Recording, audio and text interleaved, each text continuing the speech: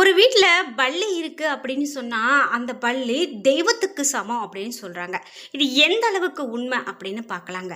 அதாவது பல்லி பேசுவது தெய்வமே நம்மக்கிட்ட பேசுறதுக்கான அறிகுறி அப்படின்னு சொல்லப்படுது. நம்ம வீட்டில் பல்லி இருக்குது ஆனால் சத்தம் போடவே இல்லை.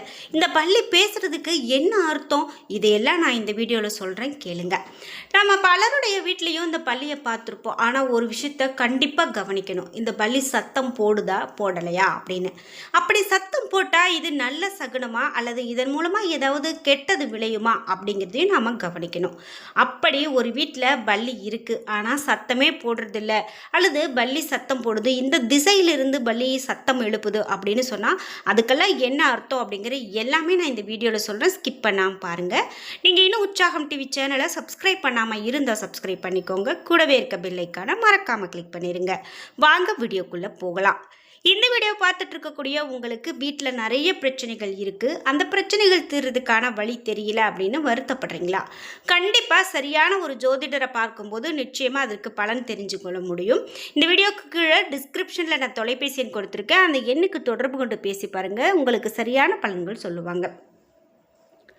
இந்த பல்லிகள் நம்ம வீட்டில் இருக்கிறது அப்படின்னு பார்த்தீங்கன்னா எல்லா வீட்லேயுமே இருக்கும். சொல்லப்போனால் நாம் ஒரு வீட்டுக்கு குடி போகிறோம் அப்படின்னா நமக்கு முன்னாடி அங்கு பல்லி தான் குடி போகுமா. அதுபோல் நமக்கு கடவுள்கிட்ட ஏதாவது பேசணும் அப்படின்னு நம்ம ரொம்ப வருத்தப்பட்டோம்னா அந்த பல்லி நம்மக்கிட்ட ஏதோ ஒரு விஷயத்த சொல்ல வருமா. இப்படி பல்லியை கடவுளினுடைய தூதர் அப்படின்னுலாம் கூட சொல்லுவாங்க. அவ்வளவு முக்கியத்துவம் கொடுக்குற இந்த பல்லி அப்படின்னு பார்த்தீங்கன்னா முன்னோர்கள் காலத்திலிருந்தே நிறைய விஷயங்கள் இது மேலே நம்ம பார்த்துட்டு வரோம். இந்த வீடியோவை பார்க்கக்கூடிய உங்களுக்கு உங்கள் வீட்லேயும் பல்லிகள் இருக்குது, இந்த சகுனங்கள்லாம் நானும் கவனித்தேன், இப்படியெல்லாம் நடந்தது, எங்கள் வீட்டு பூஜேரியில் பல்லியை பார்த்தேன் அப்படின்னு உங்களுக்கும் கருத்துக்கள் இருக்குது அப்படின்னா மறக்காமல் கமெண்ட் பாக்ஸில் பதிவிடுங்க. முக்கியமாக இந்தியாவில் பல்லி ஒரு சாதாரண உயிரினம் அப்படின்னு பார்க்கப்படுறதே இல்லைங்க. பல நூறு வருஷமாக இது ஒரு சகுன ஜீவி அப்படின்னு தான் நம்ம சொல்கிறோம். பறவைகள், காகங்கள், ஆந்தை இது போல் பல்லியினுடைய நடத்தையும் முன்னோர்கள் கவனித்து வந்திருக்காங்க. இதுதான் பல்லி சாஸ்திரம் சொல்லக்கூடிய மரபு அப்படின்னே சொல்லலாங்க. பல்லி எந்த திசையில் சத்தம் போடுது, எந்த நேரத்தில் சத்தம் போடுது, யார் பேசும்போது சத்தம் போடுது, உடலினுடைய எந்த பகுதியில் பல்லி விழுகுது, இவையெல்லாம் அடிப்படையாக வச்சு நிறைய பலன்கள் சொல்கிறதும் உண்டு.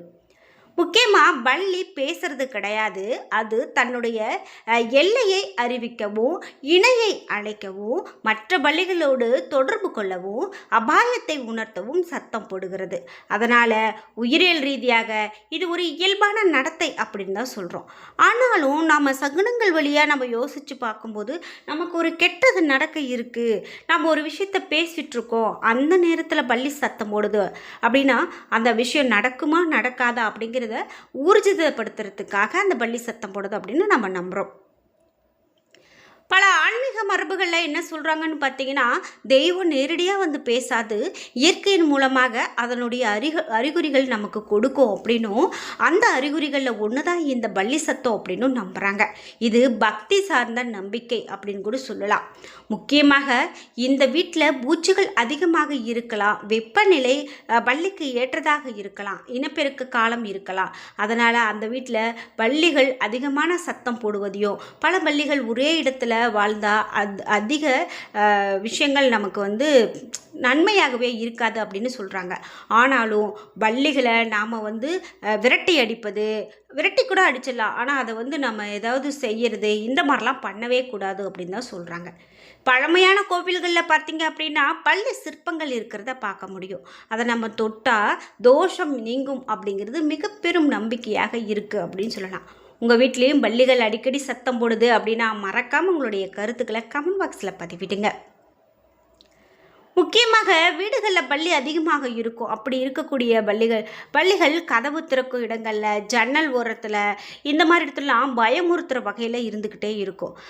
முக்கியமாக பார்த்தீங்க அப்படின்னா ஜோதிட ரீதியாக பல்லிகள் வீட்டில் இருந்தால் பண வருமானத்தையும் அதிர்ஷ்டத்தையும் கொண்டு வரும் அப்படின்னு கூறப்படுது. நல்ல காரியத்துக்கு செல்லும் போதோ அல்லது சுபகாரியங்கள் பற்றி நினைக்கும் போதோ பல்லி சத்தம் போட்டால் அந்த காரியம் கண்டிப்பாக வெற்றி பெறும் அப்படிங்கிறது மிக பெரும் நம்பிக்கையாக இருக்குது. பல்லி, மகா மகாலட்சுமியினுடைய அம்சமாக கருதப்படுது. சிலருடைய வீட்டில் பூஜை அறையில் வெள்ளிக்கிழமை பள்ளி நம்ம சத்தம் போடுது அப்படின்னா கண்டிப்பாக அது மிக நல்ல சகுனம் அப்படின்னு சொல்கிறாங்க. நீங்களும் பூஜை அறையில் பள்ளியை பார்த்துருக்கீங்கன்னா மறக்காமல் கமெண்ட் பாக்ஸில் பதிவிடுங்க.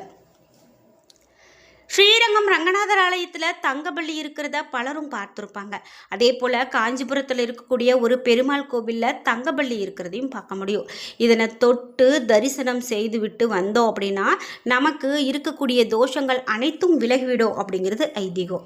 ஒரு வீட்டின் குபேர மூலையான தென்மேற்கு திசையிலிருந்து பள்ளி சத்தமிட்டா விருந்தினர்கள் வருகை தருவாங்க அப்படின்னும், அதாவது அப்பா அம்மா உறவினர்கள் அல்லது நண்பர்களுடைய வருகை உண்டாகும். அதனால் நன்மை ஏற்பட வாய்ப்புள்ளது அப்படிங்கிறது அர்த்தம். முக்கியமாக அக்னி மூலையான வீட்டினுடைய தென்கிழக்கு திசையிலிருந்து பள்ளி சத்தம் போட்டால் வீட்டில் ஏதோ ஒரு கலகம் வர வாய்ப்பு இருக்கிறது அப்படின்னும், மேலும் சில நாட்களில் அந்த வீட்டில் ஏதேனும் ஒரு கெட்ட சக்தி வரலாம் அப்படிங்கிறதும் அர்த்தம். கிழக்கு திசையிலிருந்து பள்ளி சத்தமிடுவது ராகு கிரகத்தினுடைய தன்மை அப்படின்னும், வீட்டினுடைய கிழக்கு திசையிலிருந்து பள்ளி சத்தமிட்டால் நல்லது கிடையாது அப்படின்னு சொல்கிறாங்க.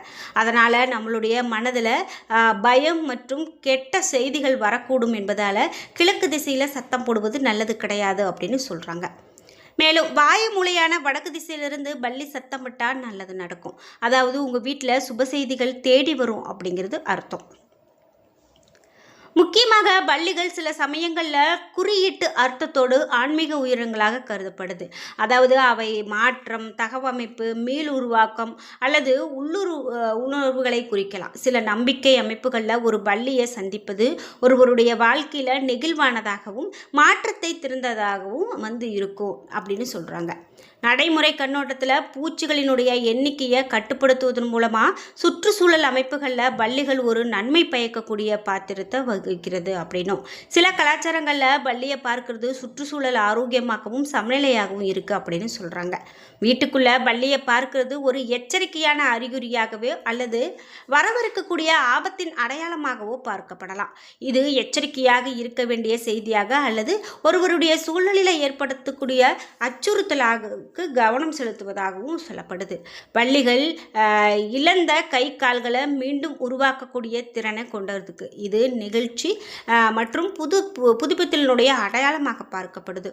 ஒரு பள்ளியை பார்க்கிறது அப்படின்னு பார்த்தீங்கன்னா மாற்றத்தை தழுவுவதற்கும் வலிமை மற்றும் விடாமுயற்சியோடு சவால்களை சமாளிப்பதற்கும் ஒரு விஷயமாக இருக்குது அப்படின்னு சொல்லலாம்.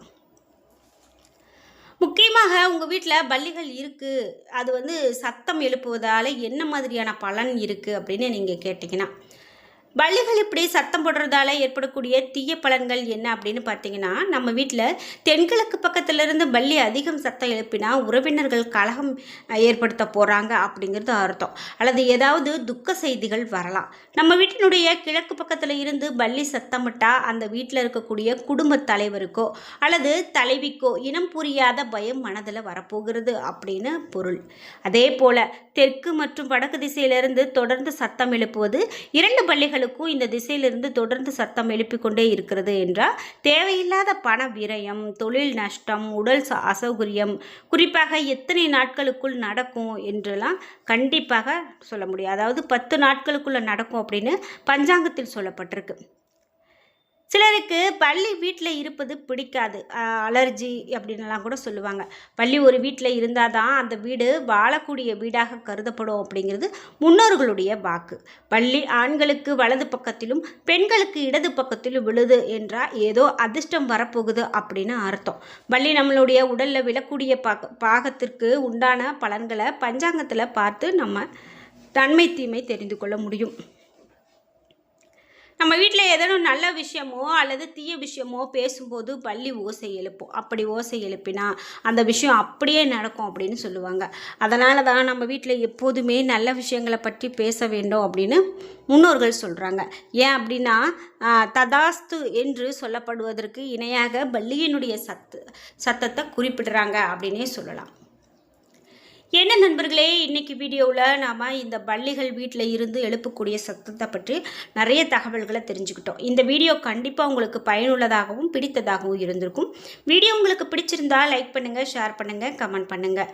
நீங்கள் இன்னும் உற்சாகம் டிவி சேனலை சப்ஸ்கிரைப் பண்ணாமல் இருந்தால் சப்ஸ்கிரைப் பண்ணிக்கோங்க. கூடவே இருக்க பெல் ஐக்கானை மறக்காமல் கிளிக் பண்ணிடுங்க. நன்றி விவோஸ்.